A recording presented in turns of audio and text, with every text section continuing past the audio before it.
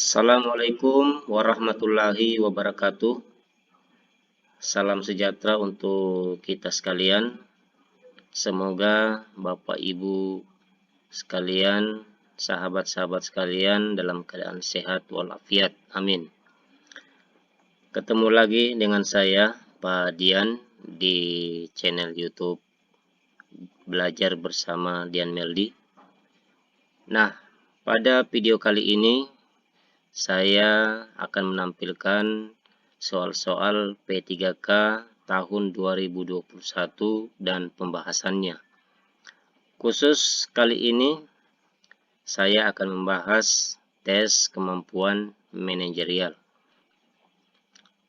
Sebelum lanjut ke soal, perlu saya memberikan informasi kepada Bapak Ibu sekalian bahwa untuk seleksi P3K tahun ini ada beberapa kompetensi yang harus Bapak Ibu kuasai. Untuk itu, sebelum lanjut ke pembahasannya, silakan tonton terus video ini sampai selesai ya.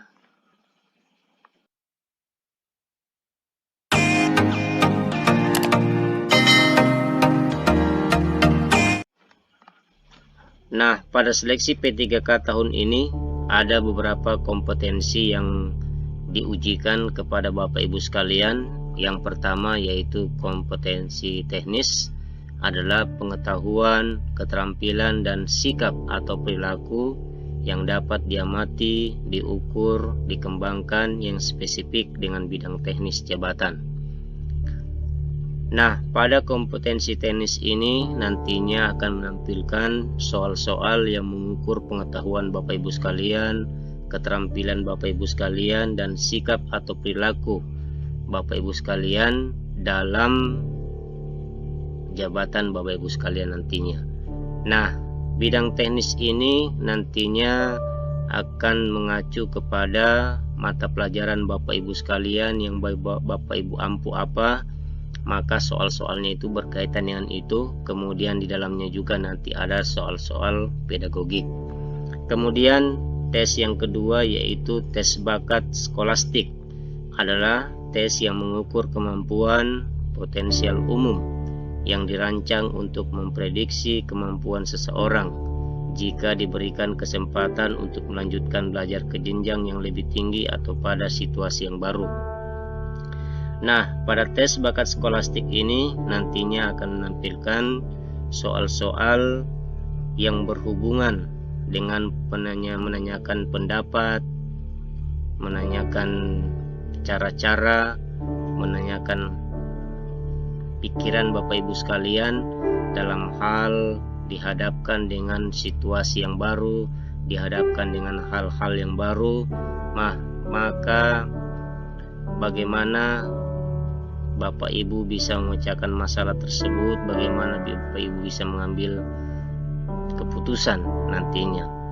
Kemudian yang ketiga yaitu kompetensi manajerial, adalah pengetahuan, keterampilan, sikap atau perilaku yang diamati, diukur, dan dikembangkan untuk memimpin dan mengelola organisasi.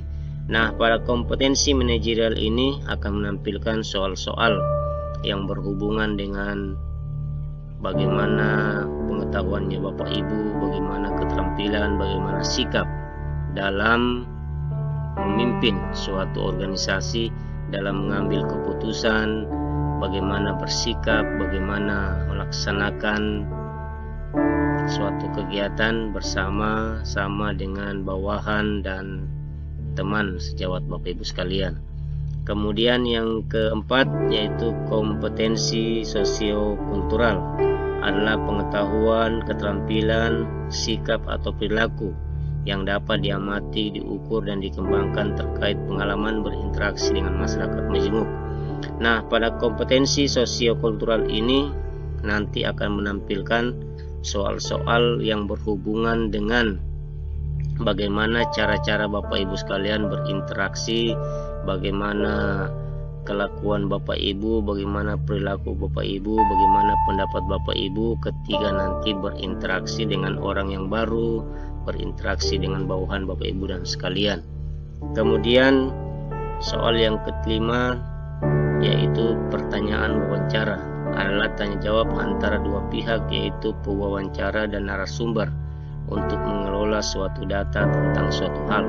Nah, pada pertanyaan wawancara nanti ini akan menanyakan hal-hal nanti yang berhubungan dengan informasi yang Bapak Ibu pilih dalam seleksi P3K kali ini. Oke, tanpa berlama-lama kita langsung saja ke pembahasan soalnya.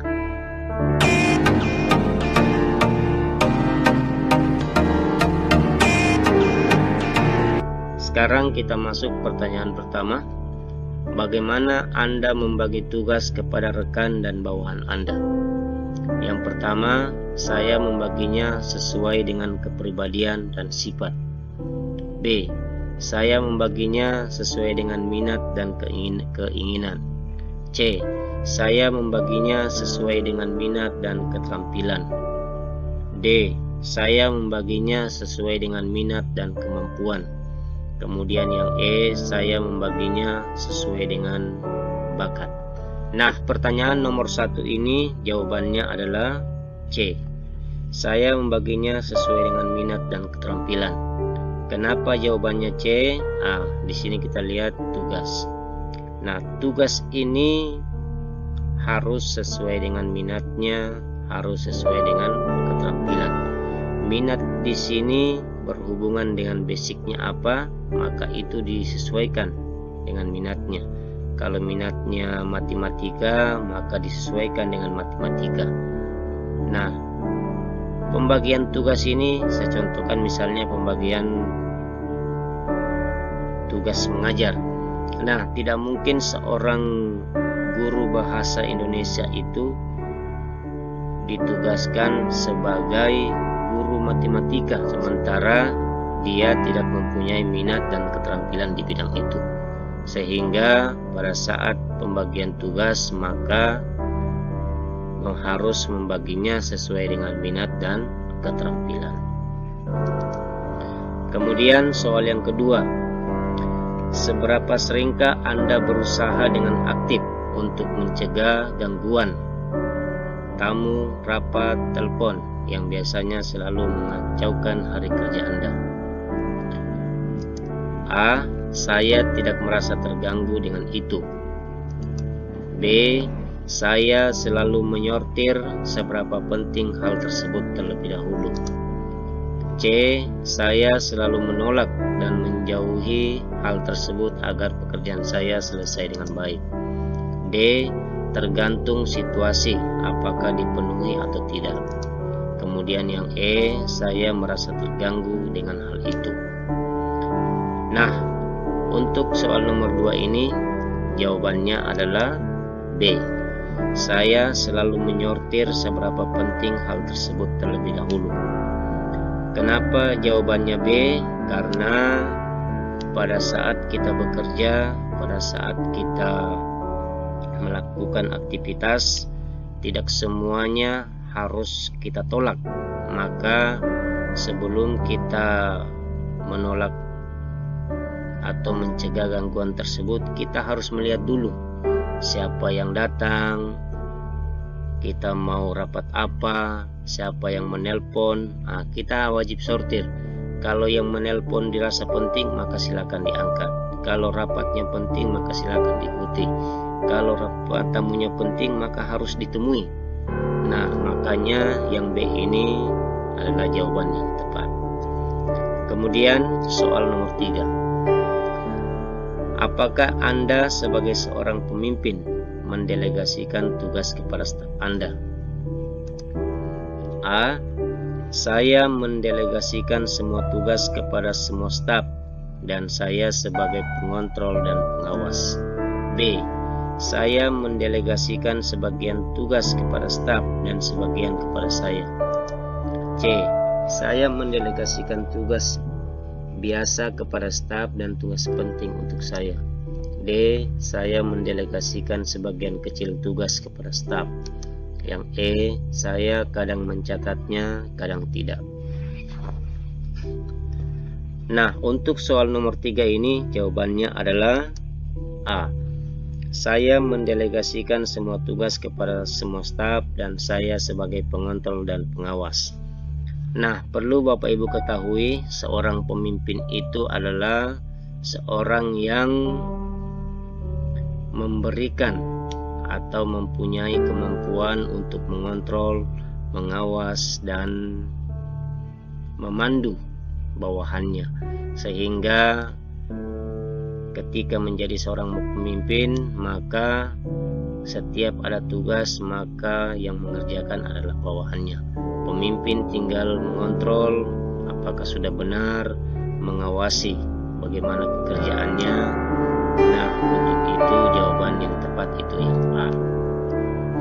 Kemudian soal yang 4. Apakah Anda membuat daftar harian, urgensi dan prioritas dari pekerjaan Anda? A. Saya mencatat untuk mempertimbangkan sasaran dan deadline. Kemudian B. Saya jarang mencatat tetapi terekam selalu dalam pikiran saya. Yang C. Saya tidak membutuhkan daftar harian dan melakukannya sesuai dengan yang terdekat dan terpenting. D. Saya selalu mencatat untuk pertimbangan mengambil keputusan. Kemudian yang E. Saya kadang mencatatnya, kadang tidak. Nah, untuk soal nomor 4 ini jawabannya adalah A. Saya mencatat untuk pertimbangan sasaran dan deadline. Nah, untuk yang B itu jarang itu kurang tepat. Kemudian yang C, saya tidak membutuhkan, itu juga kurang tepat. Kemudian yang D, saya selalu mencatat untuk pertimbangan mengambil keputusan. D ini juga kurang tepat karena tidak semua daftar harian itu untuk diambilkan keputusan. Kemudian yang E, saya kadang mencatatnya, kadang tidak, ini juga kurang tepat. Jadi yang tepat itu jawabannya A. Kemudian soal nomor 5. Bagaimana pendapat Anda tentang masalah yang sedang dihadapi tim? A. Saya menganggap masalah tim adalah masalah saya juga, sehingga saya akan menyelesaikannya. B. Ketua tim adalah penanggung jawab terbesar masalah tersebut. C. Orang yang membuat masalah itu adalah penanggung jawab terbesar. D. Masalah tim adalah masalah bersama yang harus diselesaikan oleh tim. Kemudian yang E, masalah tim adalah masalah bersama yang harus diselesaikan oleh ketua tim. Nah, untuk soal nomor 5 ini jawabannya adalah D. Masalah tim adalah masalah bersama yang harus diselesaikan oleh tim. Nah, di soal nomor 5 ini kata kuncinya adalah tim. Ketika kita menjadi suatu tim atau ketika kita menjadi organisasi, baik itu di sekolah maupun di organisasi, maka masalah sekolah itu adalah masalah yang wajib diselesaikan semua warga sekolah, termasuk kepala sekolah dan dewan guru. Jadi masalah tim itu, misalnya masalah sekolah, adalah masalah bersama yang harus kita rapatkan, yang harus kita selesaikan bersama. Maka masalah tim itu adalah masalah yang harus diselesaikan oleh tim, bukan saja hanya ketua tim, bukan hanya sendiri dan sebagainya, maka dia harus diselesaikan secara tim. Sekian dulu pembahasan soal dari saya. Ada kurang dan lebihnya mohon dimaafkan. Ketika Bapak Ibu suka dengan video ini, silakan like, share, subscribe, dan bunyikan loncengnya. Terima kasih atas perhatiannya. Assalamualaikum warahmatullahi wabarakatuh.